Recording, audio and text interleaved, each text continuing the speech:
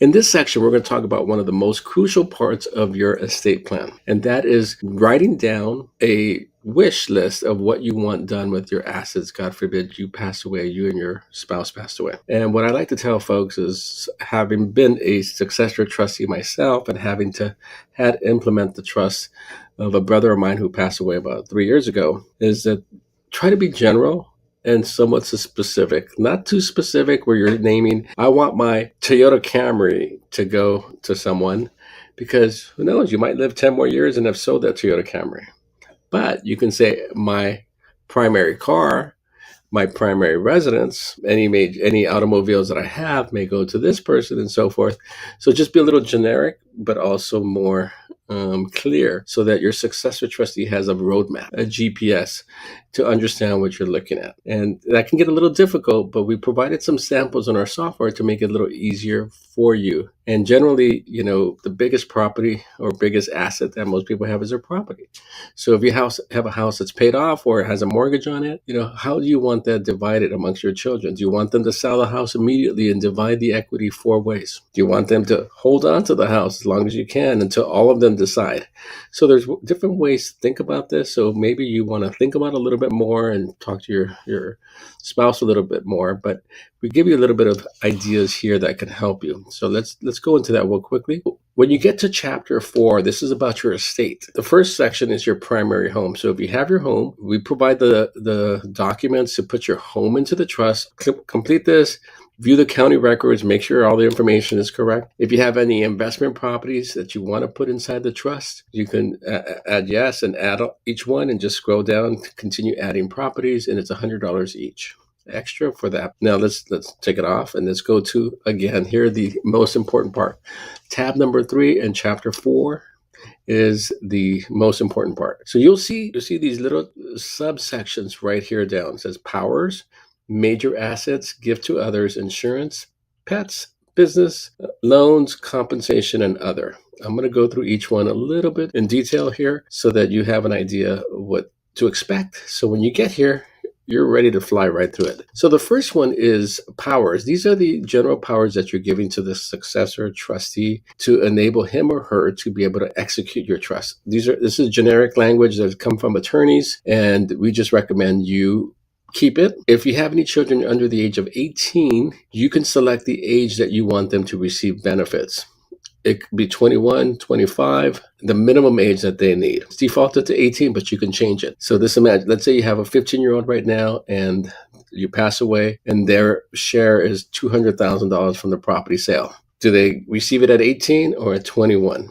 That's a kind of a way to think about that. Now, what you want to do is approve this text right here and move on. Now, you can read these little video icon is where you can actually click on this and learn a little bit more about this successor trustee duty. Now we go on to the second part, where it's major assets. Let's go next. So here is how you want to deal with your major assets, and generally it's division of property and tangible assets. So what you can do is, you're thinking, well, I don't know what to write here. Well, you can check sample answers. I recommend you read through all of these, and you can see, this one sounds similar to what I'm looking for. It's an idea.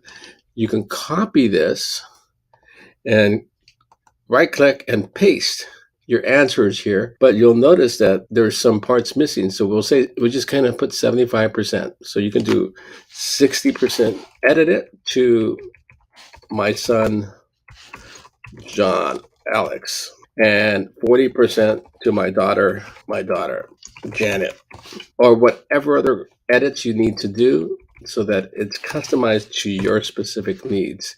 And if you want to add more here, by all means add more, check for more answers. And if you own any property in a foreign country, this has been a common question. You can say that you own property in a foreign country, but this living trust doesn't easily transfer over to other countries. There's an entire process to do that. So I would recommend have a property in another country, get a trust in that respective country, and put a little note in here that you have a living trust in another country, and these are the properties that should be part of your estate. So your estate is everything that you own that's within your control, your computers, your cars, so that's part of it. So once you type everything in here, you want to approve that text. And if you make a mistake, you want to come back, you have to uncheck this to be able to make edits to this section. So let's go next. And give to others. You want to give to other people outside of your children. So what do I mean by this? So, for instance, let's say a child. You have one child that you want to make sure that they get something special. The antique 1968 Mustang. It goes to one child. You can put that here. Before the estate is divided, I want my 1968 Mustang to go to this child or to this friend.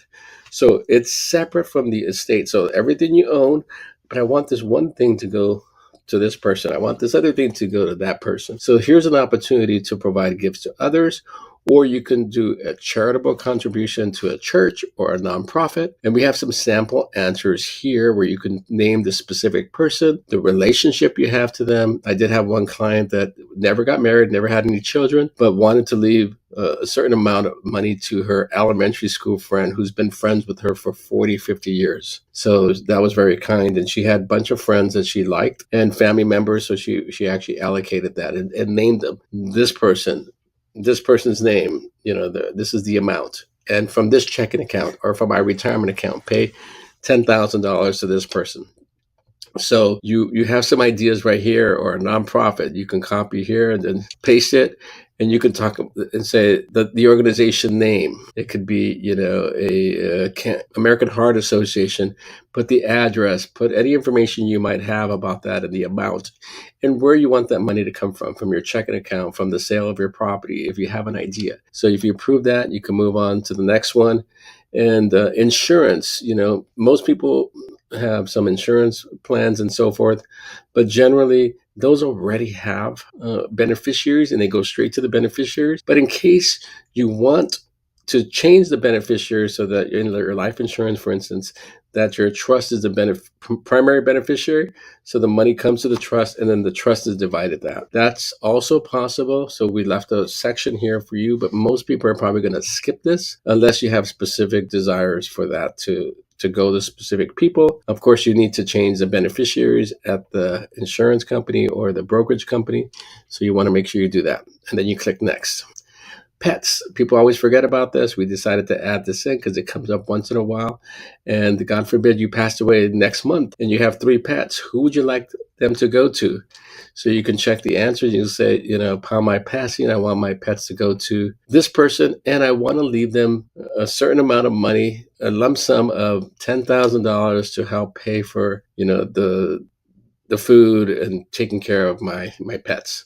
So you can copy and paste that here and edit it and put your pet name, or just keep it generic. Whatever pet I have at the time of my passing should go to my uncle. And I assigned $5,000 for my uncle so he can, help pay for food and so forth like that. So you approve that. You go to next, and your business. So if you have a business, this is interesting because most people don't think about it. But, if you have a business, would you like your family to sell it? Would you like to pass on the business to somebody else? Social media. It would be nice to put in your living trust wishes that you give the authority to the successor trustee to close out your accounts. Or let's say you have a big social media following. Do you want them to sell that list to somebody else? Just something to think about. So as you're writing this out, you might have different scenarios where you can type in something custom, just again to give a roadmap to your successor trustee to have an idea what your intentions were today. So let's say you want to skip this section and you don't have a business, but if you do, just give them an idea. I'd love to keep the business in the family. If anybody in the family wants it, give it to them. If nobody wants it, sell it or shut down the business and so forth. So that's that. Loans. Do you owe anybody any money that you want to make sure they get paid from the sale of the property? Or does anybody owe you? So let's say you have a friend that owes you $10,000 and you passed away. Does that friend now think he or she doesn't owe you or owe your children? Yes, they still owe the estate. So you want to make sure you go after that, and you can put some details on the terms of the loan. It's supposed to be paid off by 2026 and so forth. So at that point, it's incumbent upon the friend to prove that, paid off the loan and so forth. But at least you're writing something down so that your estate is owed or owes, and that could be possible or not possible. If you want to skip this section, go right ahead. But again, each one has sample answers where you can copy and paste. So this one particular, compensation. So if you want to compensate your trustee, because I know it's a lot of work, it could be a lot of work depending on the situation. I got into a very complex situation with my brother's estate, but you can put a lump sum of 10, 15, $20,000 before the total estate is divided, or you can put an hourly rate of $30 or $50 an hour that the person can charge and bill on that. And then anything else you want to mention, just I want to say some kind words. I want to thank so and so, or whatever you want to put here. You can put that in there. Or you can skip this section, and once it's complete, and all these